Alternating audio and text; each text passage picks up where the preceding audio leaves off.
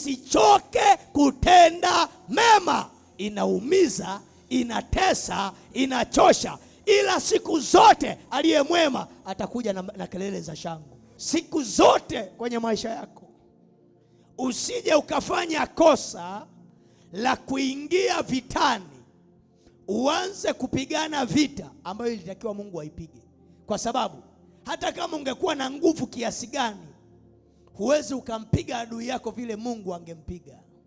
Hata kama ungekuwa na moyo mbaya na ungekuwa na nguvu kiasi gani, huwezi ukampiga adui yako kipigo ambacho Mungu angempiga.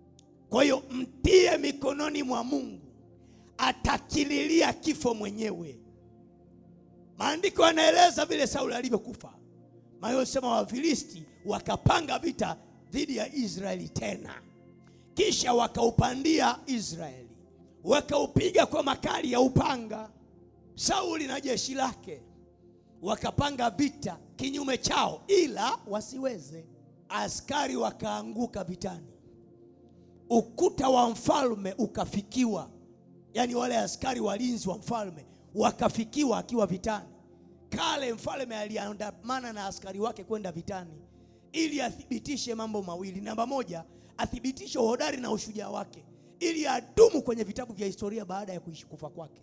Namba mbili, athibitishe kwamba Mungu wa mbinguni au miungu, kwa wale wafalme waabudu miungu, wamemkubali. Kwa hiyo si mwepesi kufa. Kwa hiyo alikuwa ana prove immortality, hali ya kutokufa kwa watu wake na kwa jamii yake, kwamba huyu anaingia vitani na anatoka mzima mzima, anazidi kuimarisha ufalme wake kwa njia hiyo. Kwa hiyo hata kama ni muoga, itabidi aende vitani, halafu azungukwe na watu, halafu akiangalia wale wadhaifu wakishaanza kuchoka, aingie katikati ya pigano. Wakivunja ukuta wakaenda wakafika mpaka kwenye ngome ya mfalme wa pili, wakimtiisha yule mfalme wa pili, wakatoa upanga wake, wanamuita mfalme ili amwangukie kwa upanga, ili vitabu vya kihistoria vikiandikwa juu ya taifa hilo viseme mfalme ule ni shujaa, aliambatana na mashujaa wake, akaenda nao vitani, akaangusha majeshi vitani, na akamwangukia mfalme wa taifa jirani na akamwangamiza kwa mkono wake mwenyewe. Glory. Kwa anaenda naye vitani, anaona askari wake wanazidi kuangamia na wanazidi kuanguka. Sasa ukuta ukazidi kumomonyoka wa mfalme, wanaangamia kwa upanga, wanaangamia kwa upanga, mashujaa wote wanaangamia kwa upanga, wakaisha. Akabaki na wanawe wawili, maana watoto wa mfalme walikuwa wanaandamana na mfalme ili waweze kuwa sehemu ya historia katika vita. Jonathan pamoja na nduguye wa damu wa kuzaliwa na mfalme Sauli, halafu na mchukua silaha wa mfalme. Ukifuka kwa mchukua silaha umefikiwa, maana huyo ndio mtu wa mwisho. Ukuta wote umeisha, wote 10,000 ya askari wameangamia kwa upanga, ukuta umevunjika, wote wameisha. Akamwambia mchukua silaha, nipige kwa upanga ili Wafilisti wasio wakanitia mikononi mwao wakanitenda dhihaka. Maana wakimchukua wanaweza wasimuue haraka, wakamtenda wanavyojua kumtenda wao.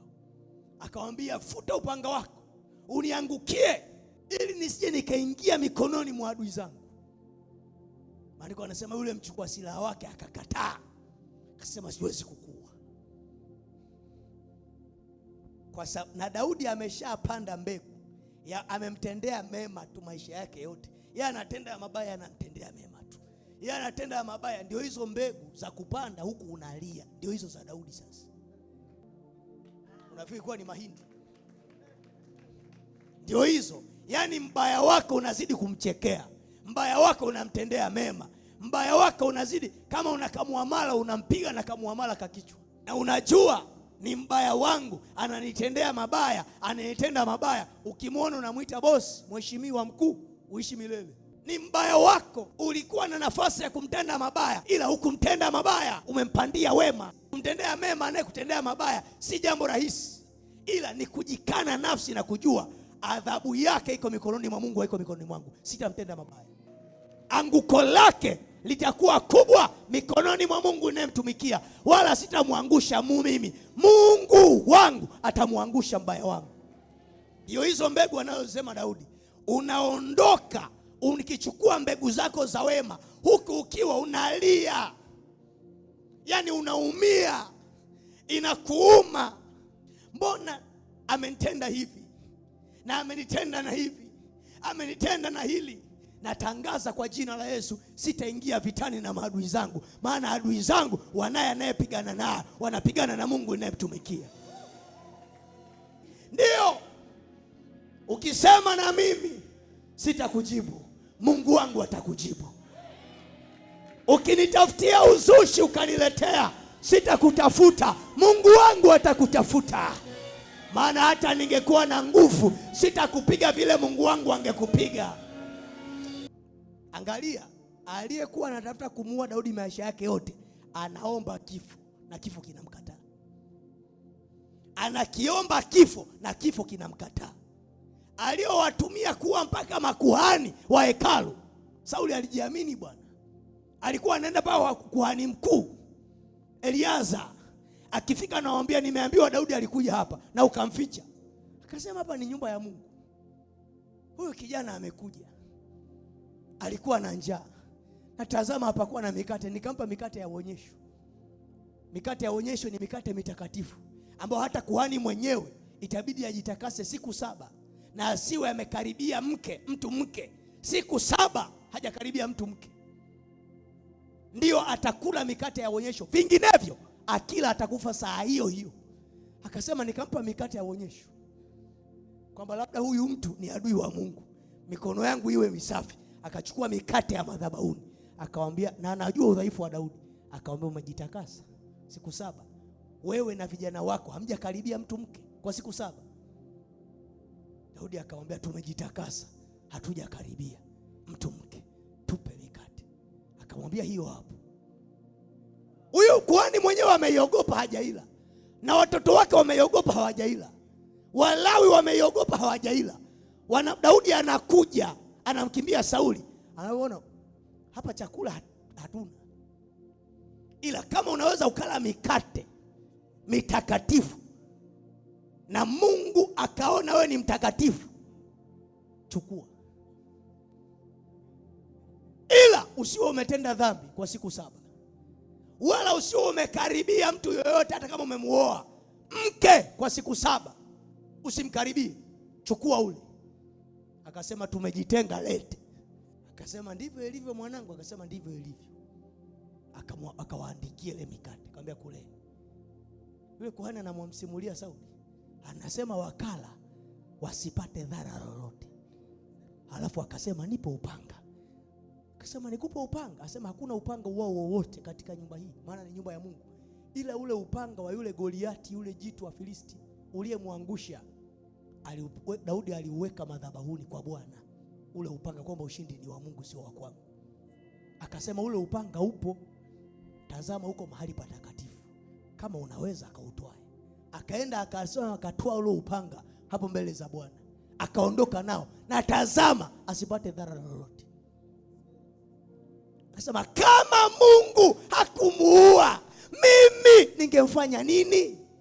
Mtu ambaye amecheka na Mungu, amekula na Mungu, amechukua upanga wa Mungu, ameenda nao, Mungu anamwangalia, anaongea naye. Mimi utaka nifanye nini? Niepushie balaa lako mimi? Ogopa sana mtu ambaye yuko mbele za Mungu na hajapatwa na dhara lolote. Kuna kitu amebeba, mbona hajapatwa na dhara lolote? Ana nini huyu? Akasema mimi nifanye nini? Mtu ambaye Mungu hajamuua, utaka mimi nifanye nini? Sauli akaamrisha wale wasaidizi wake, akamwambia mwangukieni kuhani mkuu, waangukieni na makuhani wake, waangamizeni. Akasema wasaidizi wake wakakataa. Akasema kwa hilo hapana, kwa mafuta hapana. Akasema lakini mmoja wao akamwambia lete upanga, akaufuta, akawaangukia kwa upanga, akawaangamiza. Baadaye huyu alioza matumbo baadaye na uzao wake ukafuta, akawaangamiza. Yule muuaji sasa analilia kifo, anamwambia watoto wake niueni na wasihi, ili nisije nikaingia kwenye mikono ya adui zangu wakanitenda kwa dhihaka. Asema wakakataa. Mchukua silaha wake, niue, niangukie kwa upanga, akakataa. Anatafuta kifo Sauli, anakitafuta kifo, hakioni. Maandiko Maandiko yanasema akaona hilo jeshi la Wafilisti linazidi kumkabili, linazidi kusogea, linazidi kukabili. Akafuta upanga wake mwenyewe, akauangukia, ukatokea mgongoni. Nasema watoto wake walipoona vile, na wanaona jeshi la Wafilisti linazidi kuwasogelea hapo mlima Gilboa, wakaangukia na wenyewe kila mmoja upanga wake, na huyo mchukua silaha wake naye akakimbia mbio, akaenda mpaka kwa Daudi. Alipofika akamwambia Daudi, Bwana na wafanye maadui zako wote kama alivyomfanya Daudi na watoto wake. Akasema imekuwaje leo vitani? Akasema majeshi ya Wafilisti yalikuwa yanakabili, na mimi nikaona natazama, Mungu amekutia wewe kuwa mafuta, nikaufuta upanga wangu, kisha nikamwangukia mfalme kwa upanga, nikamuua na hao watoto wake wawili ili utawale. Akamwambia, angalia, nina taarifa za mapigano yalivyokwenda leo vitani, lakini kwa sababu kwa kinywa chako umekiri kwamba umemuua mpakwa mafuta wa Mungu.